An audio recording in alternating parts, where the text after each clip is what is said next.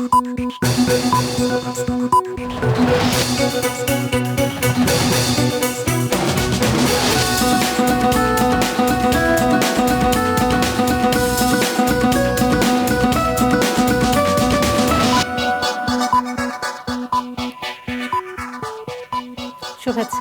স্বাগত মাছরাঙা সংবাদে। আপনাদের সঙ্গে আছি কাজী রওশনারা সাকি।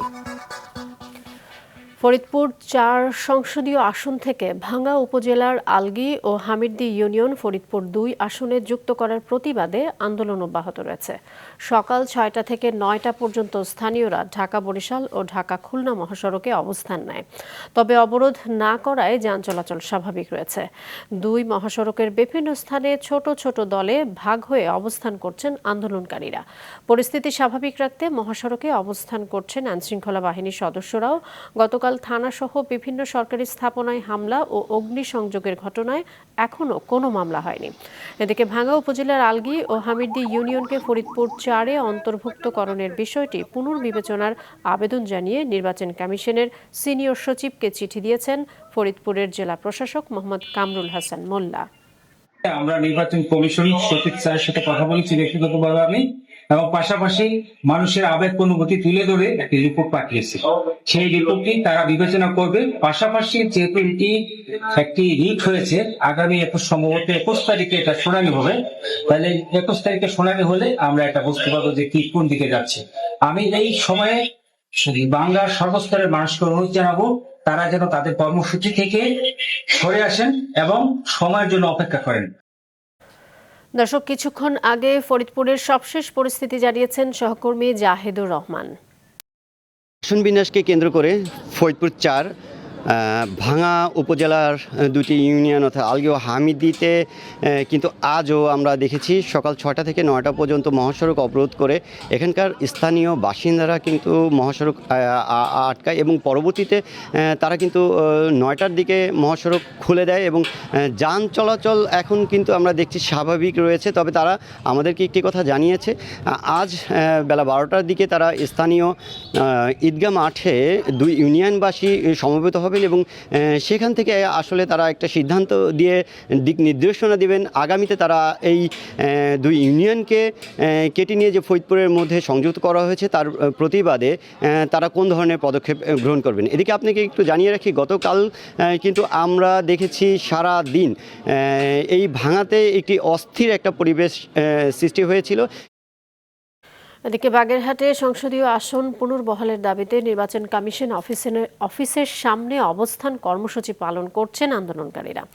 সকাল থেকে জেলার প্রতিটি নির্বাচন অফিসের সামনে এ কর্মসূচি পালন করছেন সর্বদলীয় সম্মিলিত কমিটির নেতাকর্মীরা। দুপুর ১টা পর্যন্ত অবস্থান কর্মসূচি পালনের কথা রয়েছে। দুর্গাপূজা উপলক্ষে সনাতন ধর্মানুসারীদের যাতে ভোগান্তি না হয় সেই কারণে পূর্ব ঘোষিত আজ এবং আগামীকালের আধা বেলা হরতাল কর্মসূচি গতকাল প্রত্যাহার করেন আন্দোলনকারীরা। গত ৪ঠা সেপ্টেম্বর নির্বাচন কমিশন বাগেরহাটের ৪টি আসন কমিয়ে ৩টি করার গেজেট প্রকাশের পর থেকেই সর্বদলীয় সম্মিলিত কমিটি আসন ফেরতের দাবিতে হরতাল অবরোধ সহ বিভিন্ন কর্মসূচি পালন করে আসছে। জুলাই আগস্টে সংঘটিত মানবতাবিরোধী অপরাধের মামলায় সাবেক প্রধানমন্ত্রী শেখ হাসিনা ও সাবেক স্বরাষ্ট্রমন্ত্রী আসাদুজ্জামান খান কামাল সহ ৩ জনের বিরুদ্ধে সাক্ষ্য দিতে দ্বিতীয় দিনের মতো আন্তর্জাতিক অপরাধ ট্রাইব্যুনালে গিয়েছেন আমার দেশ পত্রিকার সম্পাদক মাহমুদুর রহমান।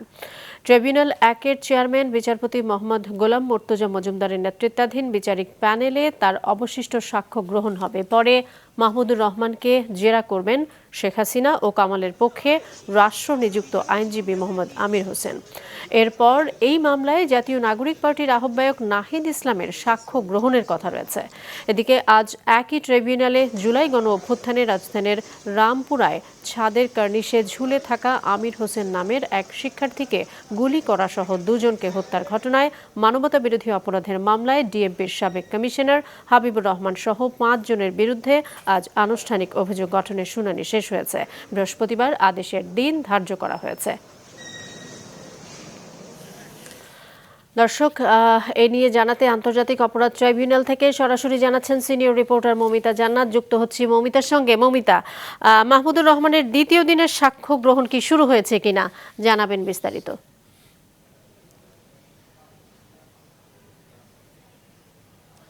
সাকি যে কোনো মুহূর্তে আসলে শুরু হবে, একটু জানিয়ে দিতে চাই যে ট্রাইব্যুনাল অর্থাৎ ট্রাইব্যুনাল 1-এ এই শেখ হাসিনা সহ 3 জন অপরাধীর বিরুদ্ধে যে মামলা চলছে, সেই ট্রাইব্যুনালে সকালে আপনি যেমনটি জানাচ্ছিলেন রামপুরে কার্নিশে ঝুলে থাকা একটা ভিডিও আমরা দেখেছিলাম যে জুলাই অভ্যুত্থানের পরে ব্যাপকভাবে ভাইরাল হয়েছিল, একজন শিক্ষার্থীকে কিভাবে গুলি করা হচ্ছিল। সেই মামলায় সাবেক ডিএমপি কমিশনার হাবিবুর রহমান সহ মোট 5 জনকে আসামি করে যে মামলা হয়েছিল, সেটির আসলে আজকে অভিযোগ গঠনের শুনানি আগে হয়ে গিয়েছিল, আজকে আদেশ দেওয়ার কথা ছিল। তবে আজকে শেষ মুহূর্তে আসলে মামলার যে একমাত্র গ্রেফতারকৃত আসামি এএসআই চঞ্চল চন্দ্র, তার আইনজীবী আবার নতুন করে শুনানি করেন। ফলে আদালত আসলে আগামী বৃহস্পতিবার আবার নতুন করে আদেশের দিন ধার্য করেছেন। একটু জানিয়ে রাখি, মাহমুদুর রহমান গতকাল সারা দিনই আসলে দিনব্যাপী শেখ হাসিনার যে মামলা সেটিতে তিনি সাক্ষ্য দিয়েছেন। তার সাক্ষী আসলে তিনি অন্যান্য সাক্ষীর থেকে কিছুটা আওয়ামী লীগের যে শাসন আমল, সেখান থেকে কিভাবে আসলে দীর্ঘ সময় ধরে শেখ হাসিনা কিভাবে আসলে দীর্ঘ সময় ধরে শেখ হাসিনা যে সমস্ত মানুষ, যে সমস্ত ব্যক্তি এবং যে সমস্ত দেশ আসলে শেখ হাসিনাকে ফ্যাসিস্ট করে ওঠার ক্ষেত্রে ইন্ধন দিয়েছিল, সেই সমস্ত মমিতা আপনাকে ধন্যবাদ। দর্শক আন্তর্জাতিক অপরাধ ট্রাইব্যুনাল থেকে জানাবার চেষ্টা করছিলেন সহকর্মী মমিতা জান্নাত। জনগণ সচেতন নয় বলেই পলিথিনের শপিং ব্যাগ ব্যবহার বন্ধ করা যাচ্ছে না বলে জানিয়েছেন পরিবেশ, বন ও জলবায়ু উপদেষ্টা সৈয়দা রিজওয়ানা হাসান। সকালে রাজধানীর আগারগাঁওয়ে পরিবেশ অধিদপ্তরে বিশ্ব ওজোন দিবস উপলক্ষে এক অনুষ্ঠানে তিনি আরও বলেন, সরকারের সমালোচনার পাশাপাশি নিজেকেও পরিবর্তন করতে হবে। সন্দেহ ও নেতিবাচক চিন্তা দিয়ে ইতিবাচক পরিবর্তন সম্ভব নয়। জানান, জলবায়ু পরিবর্তনের ফলে উন্নত দেশগুলো সরাসরি তেমন ক্ষতিগ্রস্ত হয় না, ক্ষতিগ্রস্ত হয় উন্নয়নশীল দেশের জনগণ। চট্টগ্রাম বিশ্ববিদ্যালয় কেন্দ্রীয় ছাত্র সংসদ চাকসু নির্বাচনে আজ তৃতীয় দিনের মতো চলছে মনোনয়নপত্র বিতরণ। সকাল 9:30 থেকে বিকেল 3:30 পর্যন্ত মনোনয়নপত্র বিতরণ চলবে। এখনো পর্যন্ত সব মিলিয়ে প্রায় 20 জন শিক্ষার্থী মনোনয়ন ফর্ম সংগ্রহ করেছেন। এর আগে প্রথম 2 দিনে মনোনয়নপত্র নিয়েছেন 169 জন। শিক্ষার্থীদের নানামুখী সমস্যা সমাধান সহ তাদের কণ্ঠস্বর হয়ে ওঠার আশ্বাস দিচ্ছেন বিভিন্ন পদের প্রার্থীরা। চাকসু নির্বাচনে মনোনয়নপত্র সংগ্রহের শেষ দিন আজ, তবে জমা দেওয়া যাবে আগামীকাল 17 সেপ্টেম্বর পর্যন্ত। 21 সেপ্টেম্বর প্রার্থীদের প্রাথমিক তালিকা প্রকাশ করা হবে। 25 সেপ্টেম্বর প্রকাশিত হবে চূড়ান্ত তালিকা। ভোট গ্রহণ হবে 12 অক্টোবর। আন্তর্জাতিক প্রসঙ্গ, জেনজির সাথে আলোচনা না করে নেপালের মন্ত্রিসভা গঠন ও আন্দোলনে ক্ষতি সাধনকারীদের বিচারের আওতায় আনার ঘোষণায় ফের দেশটির নতুন অন্তর্বর্তী প্রধানমন্ত্রীর বিরুদ্ধে আন্দোলন শুরু হয়েছে। জেনজি আন্দোলনের শীর্ষ নেতা সুদান গুরুং প্রধানমন্ত্রীর কার্যালয়ের সামনে বিক্ষোভ করে তার পদত্যাগ চেয়ে স্লোগান দেন। তিনি জানান, আইনজীবী ওম প্রকাশ আরিয়াল প্রধানমন্ত্রীর কার্যালয়ের ভেতর থেকে নিজেই নিজেকে স্বরাষ্ট্রমন্ত্রী হিসেবে ঘোষণা দিয়েছেন।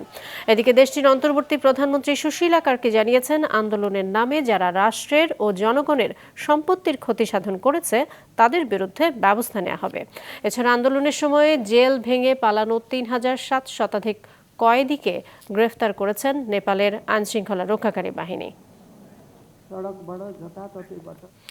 এবারে খেলার খবর। এশিয়া কাপের সুপার 4-এ ওঠার লক্ষ্য নিয়ে রাতে আফগানিস্তানের বিপক্ষে মাঠে নামছে বাংলাদেশ। আবুধাবিতে 2 দলের ম্যাচ শুরু বাংলাদেশ সময় রাত 8:30টায়। হংকংকে হারিয়ে আসর শুরু করলেও দ্বিতীয় ম্যাচে শ্রীলঙ্কার কাছে 6 উইকেটে হেরেছে বাংলাদেশ।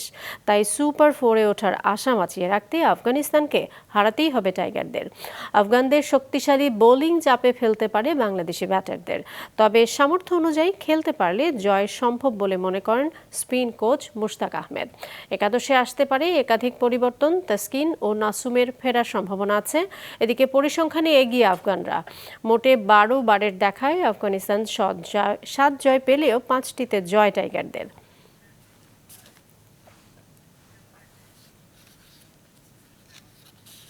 এই ছিল এখনকার মতো। ফেসবুকে আপডেট পেতে ভিজিট করুন মাছরাঙা টেলিভিশনের পেজে। ইউটিউব চ্যানেলেও দেখতে পারেন আমাদের সংবাদ, প্রতিবেদন এবং অনুষ্ঠান। আমাদের পরবর্তী সংবাদ দুপুর 2টায় দেখার আমন্ত্রণ রইল।